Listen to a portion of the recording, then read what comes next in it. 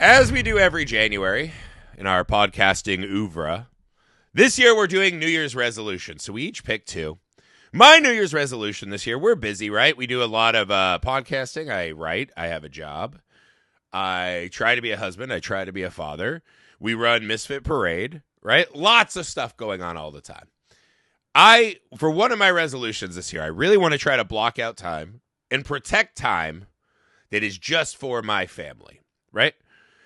Protected family time, right? My son and I have just been building Legos, all that kind of stuff. I was like, that's what I need, more of that kind of stuff. And in my brain, I said, what movie could I pair with this real-world resolution I'm making?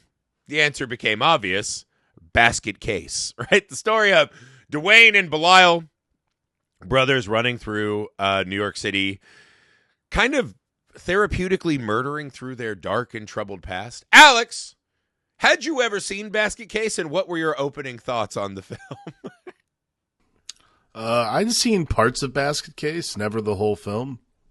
It's kind of become one of those famous, like, cult classic 80s things. Like, most people have seen the monster, seen the poster. It's on approximately every list about the 80s that's ever existed. Mostly because it's the feature directorial debut of Frank Henenlotter, the guy who directed Frankenhooker. Yes. Because, why not? Another classic we've covered. I was actually looking, because after this, I started just scrolling through them. And I was like, is this a trauma film? The first one is definitely not a trauma film. I believe part 3, they have the trauma entrance, because part 3 begins with just one of the wildest Belial banging another lady Belial scenes. That's awesome. Neither here nor there. But this film is not trauma, but I think it captures that thing that trauma did best, right? Which is kind of low-budget exploitation, which took a less gritty and grimy approach than they were in the 70s and kind of added this cartoonification, right? This reminds me of something I used to talk to with a guy who I was a screenplay analyst with for years. And he'd always say, I never have written a story before I know the poster and the title. And I go, this is one of those. This is one of those things where someone just said, hey, this is a great thing. Basket Case. What does that make you think of? What about a conjoined twin in a basket? And you're like, that's it? And they go, yep, production. And that's the pitch. What this movie is. It's a brilliant concept that later went on.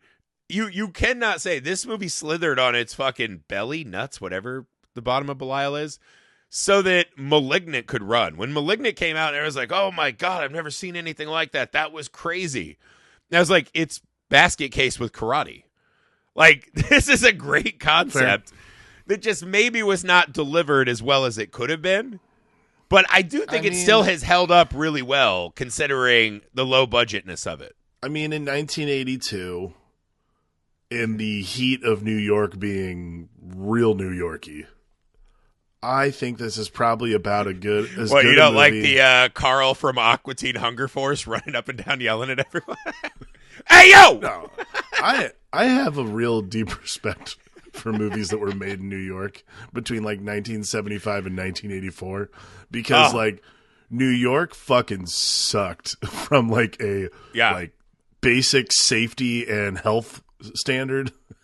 There's an aesthetic to it that just is one of my favorite things ever that just is gone. It's just gone. And the other thing too is whenever people make movies about this era of New York, I'm always like, it's so clean. Like, you guys have got to make this dirtier than this. Like, they're so clean.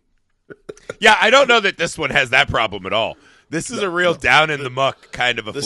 I read about this. This was shot on 42nd Street. Like, they knew what they were doing because they had no fucking money. I'm sure the guy who ran that hotel was the Carl from Aqua Teen Hunger Force.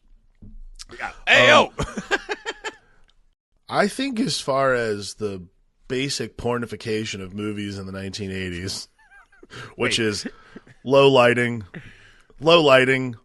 simple premise, we're just like grabbing titties most of the movie. No, wait, hold on. I have to ask about this because I feel like you're saying pornification looking back as to what we assume. Did the pornos of the age look like this, or did the cinema dictate this?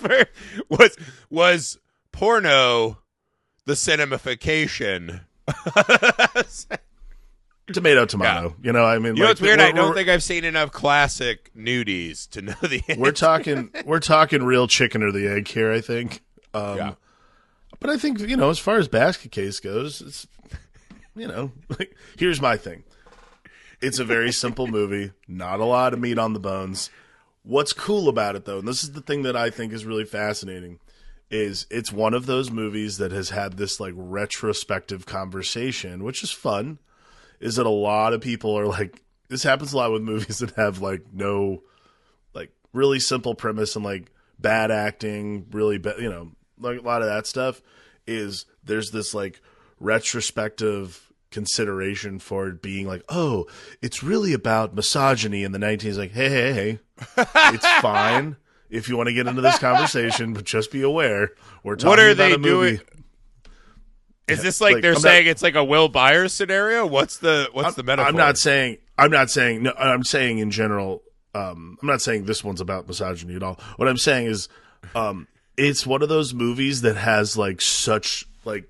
It's so kind of threadbare in a lot of ways that to make it work for an audience in 2020, whatever, the 2020s in general, what we do a lot of the time is we look at these movies like, oh, see what they were really trying to get at here is talking about, you know, capitalism in America. And like, okay, that's fine. Let's have that conversation. But this is still a movie about a guy who telepathically talks to his lump brother, vestigial twin. Just what you're doing you're doing the nature abhors a vacuum critique, which is sometimes when you're just making a rubber tumor monster, horny tumor monster, the mind wants to fill in the subtext that the movie perhaps did not intend, right? You could read this as every time he sees a hot lady or is about to kiss him, a bulbous mutated monster attacks and lurches. There is an element of this that, I think if you were trying to 2025 it, that there's something a little off about this man every time he's in the presence of women. So you either go with closeted gay or incel. Well, there's a guy who said that But he's not an incel because that lady wants to have sex with him. Yeah. There's a media critic named John Kenneth Muir who, if you go on the Wikipedia page, it says, John Kenneth Muir argued that Basket Case examines the topic of abortion. Jesus H. Wait, so he's a 12-year-old boy who got an abortion? Like, what the fuck is that? Highlighting a flashback scene that depicts Belial, indisputably a life, being discarded in a trash bag. Is a deformed monster such as Belial actually worth saving? Should he be mercifully terminated rather than forced to live as he is? A thing where I'm like, guys, we are stretching the taffy. It is pulled to the edge. I mean, I agree with him. There's no one who sees Belial put in a trash bag, like on the street next to like the extra breadsticks, and is like, no that was a good choice. No one's saying that's not awful. I'm just saying subtextually, I don't think a 12-year-old boy can have an abortion. I'm not a scientist. I don't know these things. Again, if it was from the mother's point of view, maybe. Like we did It's Alive, right? That movie, 100%, I get that. The struggle of the mother's body versus this baby, and what is the baby, and the mutations and all that. Again, this one I think is preying on kind of a hypersexuality that I think comes from, either the covering. Because to me, I think one of the interesting things in the film is that Belial, to me, the design has always been a very interesting thing that I'm fascinated by. Is this just kind of like just make them bulbous and whatever? Like, it doesn't seem like there's a ton of biological imperative thought into this, right? No. He does, with his face, have the distinctive look often as a sentient penis, right? When you plug that in with all of the weird sex stuff, right? The secretary with just the 1 in a million tits who takes a shot on haircut Dwayne, right? When you pair it with the neighbor who has drinks with him, right? And she goes back to her apartment and Belial's just there and a hand reaches from under the pillows to squeeze a giant old titty. I think what we're getting at is much less about schmishmortions and much more about Dwayne got some frickiness that his body is not allowing him to engage it. Yeah. There's an issue with the way. I would agree with, like, I would 1000% say this movie's less about schmortions and much more about sexual repression in 1980s New York, which was not a sexually repressed society. But yeah, Belial, I've used this. I think I've used this a couple times on the podcast. But Belial has this sort of like surprise masturbator face whenever they like gives a. Yeah, and imagine your hardest wank. You hear the door, your mom comes in. Ah! And he does that howl and scream. Yeah. Like there's no cover. You know you made a mistake. Why are your feet propped up on your desk like you're at the gynecologist? You've made errors. Mom's walking right in. The screaming thing. I would want to, like, the choice of, okay, first off, there's no way this script is longer than 25 pages because all you have to write every time is guy screams horribly. I don't know. Like, everybody has a screaming fit in this movie. Belial, of course, lots being of the screaming. Chief architect. I mean, the Belial, I don't know, you can call it a scream. It's like the barbaric yelp. Barbaric yelp. Yeah, exactly. Yeah. It's just like this sad, depressed yelp of like, like it's like Chewbacca with, you know, a hormone deficiency. Like, it's so weird. It's Chewbacca's masturbation, boys. Yeah. No, Alex, since we're stretching metaphors and subtext, this is clearly the dying last yelp of the American dream gone awry. The nuclear family taking its final and most tragic form, obviously. Yeah, that's you know what's interesting? Okay, pacing-wise, PaulEbert.com, I've got a blurb.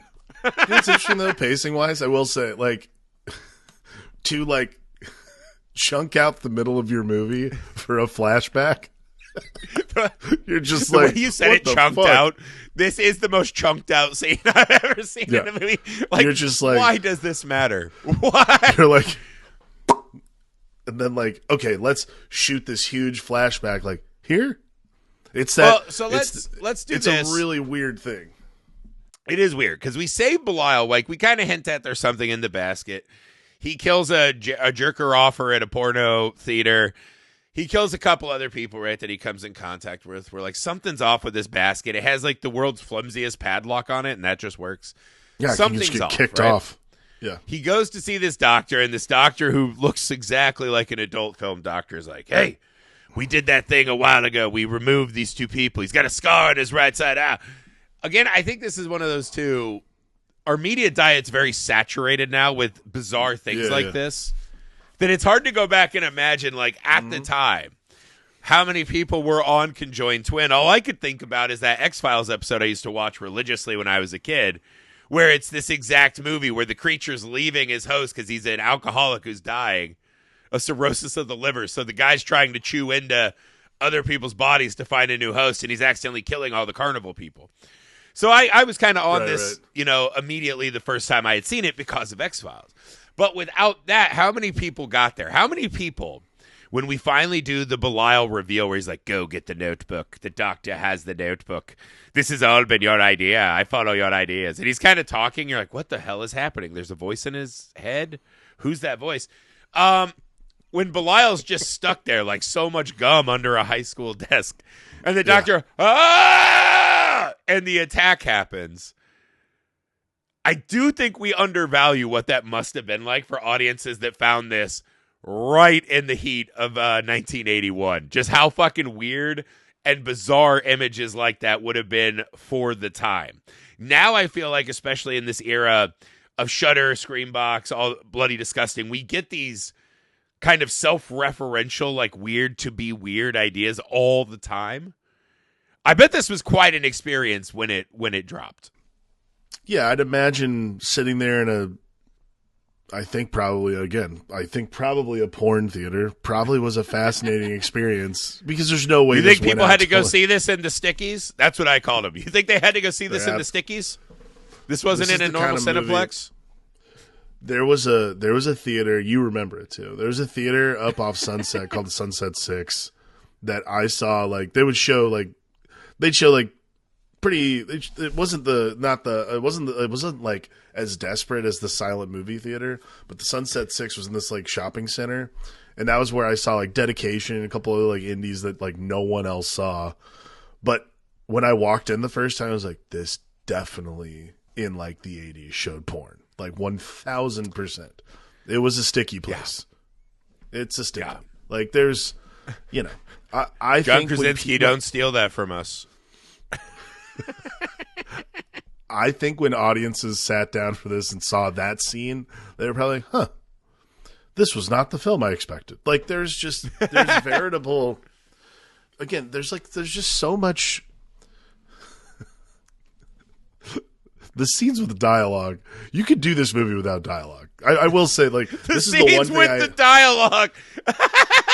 Like, the scenes that have, like, huge, like, chunks of dialogue, like the one where he's in the bar with the hooker, where he, like, basically spills the beans because he's drunk about, what's in the basket and that kind of shit.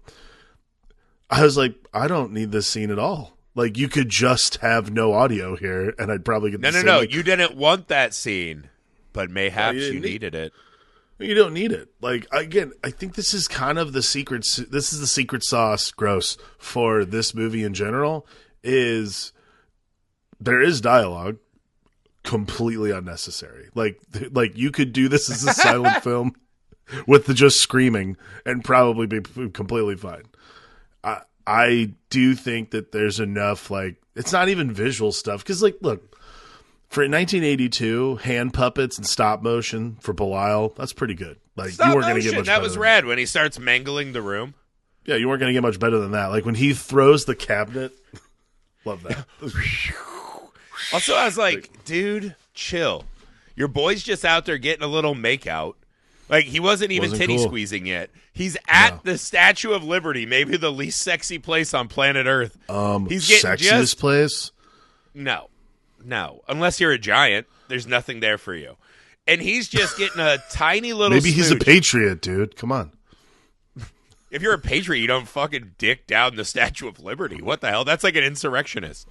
That's weird. Maybe this is the movie that all of those January 6th guys watch right before they stormed. They're like, we're going to do that. Yeah. They all paid local dancers to fucking whip them as the Statue of Liberty. Then they went to try to hang Mitch McConnell. and fucking Pence. Yes. No, that's cool. No, it's just a kiss. So again, I think this is what the movie's hinting at all the time, is this odd hypersexual thing where Belial is freaking the fuck out and mangling the room, right? It gives off real premature ejaculator vibes that Belial's like so amped up he can't help himself but to he's not giving off vibes. It totally happens. Well, that's what I'm saying. Like, there is a subtext here with these two, right? Because Belial speaks in his head. That can't go the other way since he's been removed, right? Belial is massacring this room, right? His big idea is to take revenge on all the people that tried to latest term unalive him ever, right? He wants revenge for that.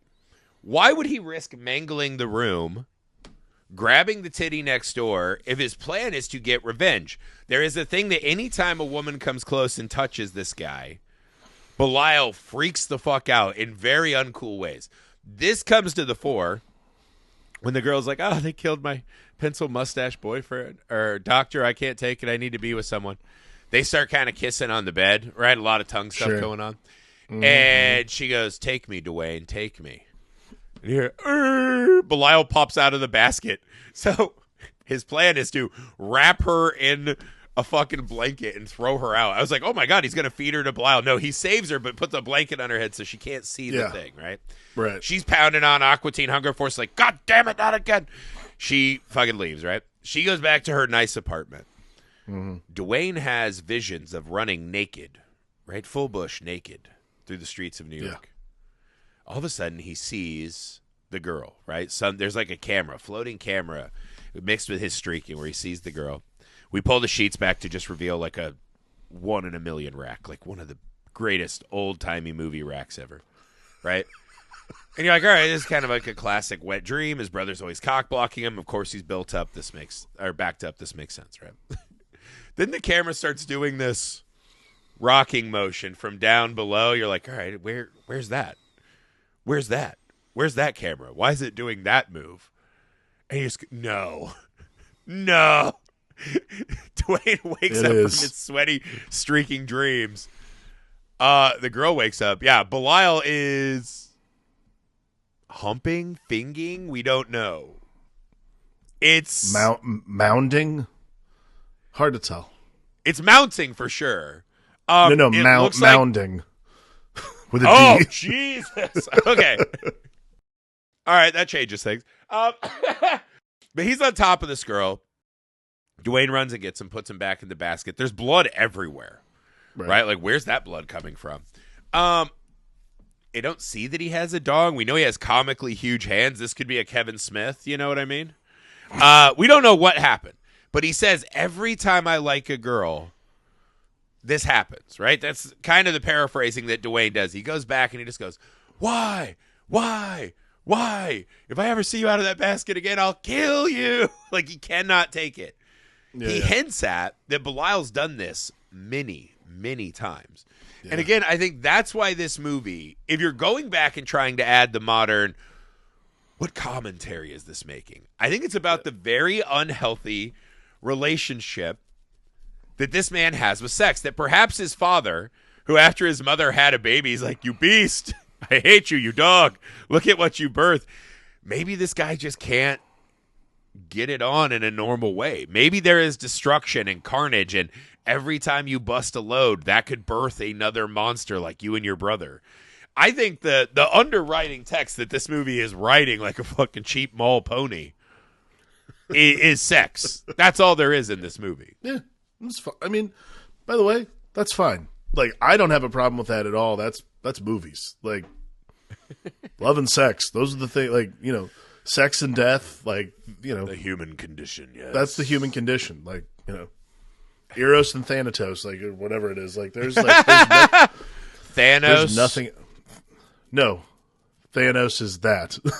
Yeah, he snaps and the only stories we have left are sex. Thanatos is like the god of death or something like that. But either way, it's one of those things where, like, those are the two things that that they guide, like, from a Freudian perspective, they guide our every action. So therefore, like, sex and death are like the two constants. So if you really want to think about it, that's exactly what Basket Case is about, is sex and death, and we get a little bit of both. We get a lot of boob squeezes. Even the vet, even the vet who helps separate them, right? Who has that awesome death at the end where she gets the scalpels in the face and screams for like 2 minutes directly down the barrel of the camera. Even the first scene we see her, she's getting this guy liquored up. And I was like, who invited porno Sigourney Weaver to the party? Right? I was like, who is this lady? They're just great. Like, everything about it is this. Even when we go back, right? So there's this like nice old aunt who in the flashback scene, right? There's this nice old aunt who's like, I'll take care of them. I'll raise them. The dad's like, that's not a boy. That's not my son. There's a monster. He's like distraught. They killed the mother on the way out, which could be another part of this like sexual psychosis he's developed, right?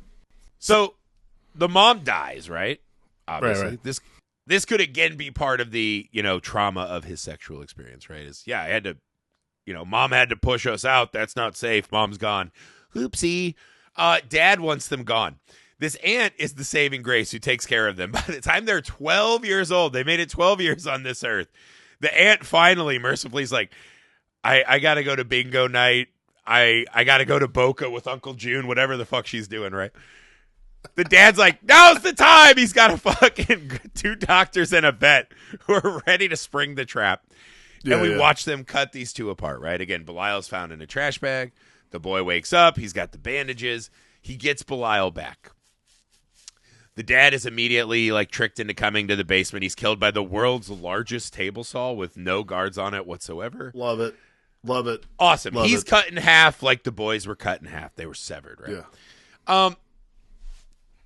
I actually like that kind of little bit of backstory. This is also a movie where it's not really like a finely tuned narrative machine.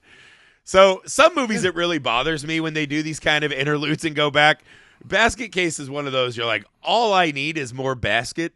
That's it. Like, any Belial is good Belial. Yeah, this is not a kind of story that's derailed by anything, right? So I thought it was kind of interesting. And then the revenge on the father and this and that. I thought worked out pretty well in this movie. What did you make of Belial's horrifying origin story? Belial's origin story is, well, like I said earlier, it's chunked into the movie. But overall, like, I don't know. I mean, it's a vestigial twin story. I mean, like, I'm fine with that. I thought that you're saying this is narratively a vestigial origin on the movie.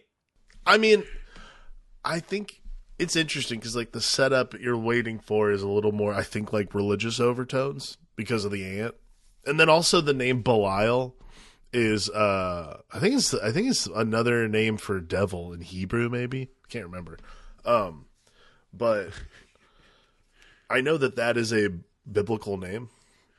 So again, like, you're just sitting there sort of watching it and you're like, all right. For me, it's an unnecessary flashback. I like it. Unnecessary. You could do it in like little pieces or like, I don't know. There's other ways to do it. I'm not, the guy from this. I'm not the director for this movie. So it is the word for devil. Also, yeah, I was like, is really highfalutin when we just read a segment of The Tempest. It's like, that's what I needed in the midst of this movie, a little more Caliban. Thank you, guys. Yeah, I think that it was just like, I think watching it today, I was sort of just taken aback by, like, I think I thought it was going to go a little more religious and a little more like, damning. Especially the ant. Like, I thought the ant would be like, oh yeah, I thought the ant was going to do a lot more, we are all God's children stuff. And it really, like, kind of just, it's sort of just like, it's not even in there. It's kind of fascinating, actually. Because, again, I think the name does set something up that never pays off, which is this, like, there's like some sort of religious thing. And instead it's just like, oh, it's a cool name for devil. Put it in the movie. You're like, all right, cool. But again, chill, bitch, chill. Like, if you have this, like, totally bitchy dad who wants, like, pure children, and the aunt who's like, oh, it's fine, I love everybody. You do expect, like, I did expect a little more, like, religious struggle, and it is just being like, nope, let's just talk about how creepy this kid looks. I'm like, yeah, it's fine. Let's just do that. It's great. Yeah, you can feel the movie kind of running out of steam, where it's like, we just got to get to this. Like, get to those fucking incredible jugs. Let's get that in there. Let's get to titties. Dies. Let's get to squeezes. Yeah. And then, let's get to the King. This movie actually, the media diet that is influencing this, from The Tempest to King Kong, dude. This is the King Kong ending, right? This is Dr. Jekyll and Mr. Hyde. I couldn't stop King laughing. But yeah, because at the end, he's just like, I'll kill you for fucking squeezing my titties every time. Belial just jumps out. Well, first off, he sweet D's him, right? Yeah. So Belial comes out of the basket, and then just a miracle of physics, like how that works. he picks him up by his fucking chocha, like he's Sweet D and Mac, right? And he's like, the New Yorkers all open the door to see this little tumorous thing picking this guy up by his fucking taint. And then all of a sudden he drops him, whoosh, flies out, tackles him. They fucking fly out of the window. Belial's holding on like Stallone and Cliffhanger. And then he's got a nice little sex choke on his brother Dwayne, who's like, Can I ask one thing? Do you think those 4 streetwalkers who saw it, do you think they were real hookers? Because I do. I think they got paid like $20 to just say, hey, can you say like 10 lines real quick? You think those were real walkers? There's like a big crowd, which made me be like, are these crew? What's going on here? There was like 20 people on that. They shot this in New York in like early 80s. There's no way that they got random actresses who definitely were not hookers to pretend to be hookers. It's just like, wipe yourself off. We need a fucking reading. Here's another 5. We need one just for safety. Here's the other thing. There's the other thing, though. The undersell. This is actually my favorite part of the movie. Is like I love the ending of this movie. By the way, like I do think like the king, like the Dr. Jekyll and Mrs. Hyde hang off the building thing is so much fun. It was sexual repression that killed the Dwayne. But the 4 hookers, this below this Shakespearean chorus of people observing, they're like, oh, look at that. Yeah, what do you think about that? Oh, that looks weird. I'm like, guys, there's a mound of flesh person holding another person off the side of the Hotel Broslin. Surely we can give us a little more of a performance there. It's like I like to think that Frank Henenlotter. There's no way they got more than 2 takes on anything in this movie. It's impossible.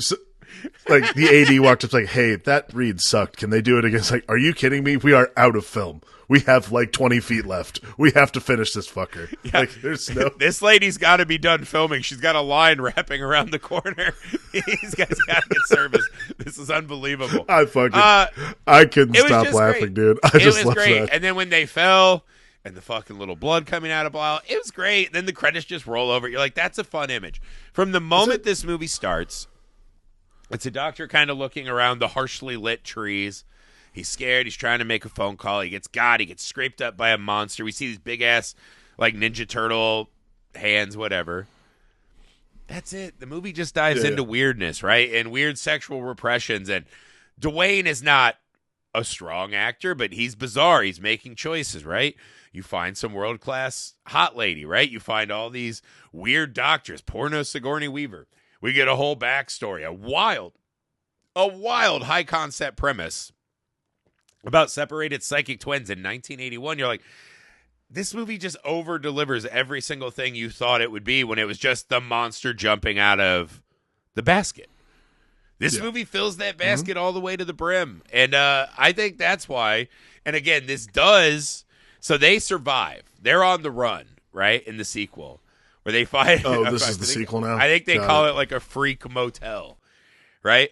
They find a girl. They're each finding girls. Dwayne's trying to bang. The girl has like a thing in her stomach. He's so repulsed by that while Belial's getting laid that he like throws her out of a window and she dies. It's crazy. Part 3 starts with this puppet fucking scene where Belial's just doggying the shit out of this other tumorous lady. And then Dwayne is in like a fucking straitjacket in the garage, and it's like freaks everywhere. It looks like Nightbreed, like just these weird Max Headroom, twisted abomination family. And they get on a school bus to go see a doctor in Georgia that can deliver Belial's baby. Nope. So now we're closing the family loop, the lineage of shared generational trauma. Here's the other thing. I don't need any more basket case. I didn't need anything beyond I feel the like first that one like for sure trauma had come in by that point, but yeah. Fair. It's like It's Alive, but it went like a hard other direction. It's like instead of possibly saying something, cartoons. And you're like, yeah, that works too. Alex, what was the most messed up moment in Basket Case? I mean, my preferred moment is the undersell from these hookers who are spectating. Oh, look at that. Yeah, what's the deal there? Like, it's this, like, here's the thing I love about it. The most messed up thing, the nonchalantness, because my first thought is truly like, I guess in New York in 1982, it's not that shocking. Like, that's like the least shocking thing you probably saw in New York in 1982. They're just dodging nightmares every second of their life at eye level.